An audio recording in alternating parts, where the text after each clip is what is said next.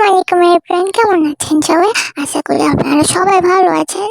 আমি আজকে আপনাদের সামনে একটা নতুন ইফতার আইটেম নিয়ে আসছি। খুবই একটা মজা ইফতার, আপনারা দেখলেই বুঝতে পারবেন আমি কি কথা বলছি। চলেন দেখা যাক।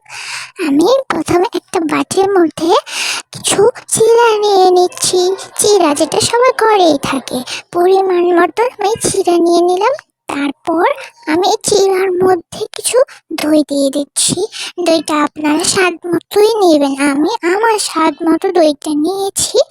এই দইটা এই দইটা আমি আমার ঘরে বানানো দই ছিল।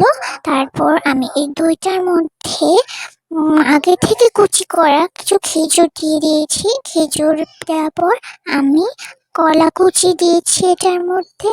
তারপর আমি দিয়েছি এটার মধ্যে আপেল কুচি। এইসব কুচিগুলো আপনারা স্বাদ মতোই দিয়ে দেবেন। তারপরে আমি এখানে মিক্স করে নিচ্ছি কিছু গরুর দুধ। তারপরে মিক্স করছি অরেঞ্জ ট্যাংটা দিলে ফ্লেভারটাও খুব ভালো হয়, দেখতেও খুব ভালো লাগে। তারপরে আমি এই সবগুলো উপকরণ একসাথে মিক্স করে নিব। আমি মিক্স করছি।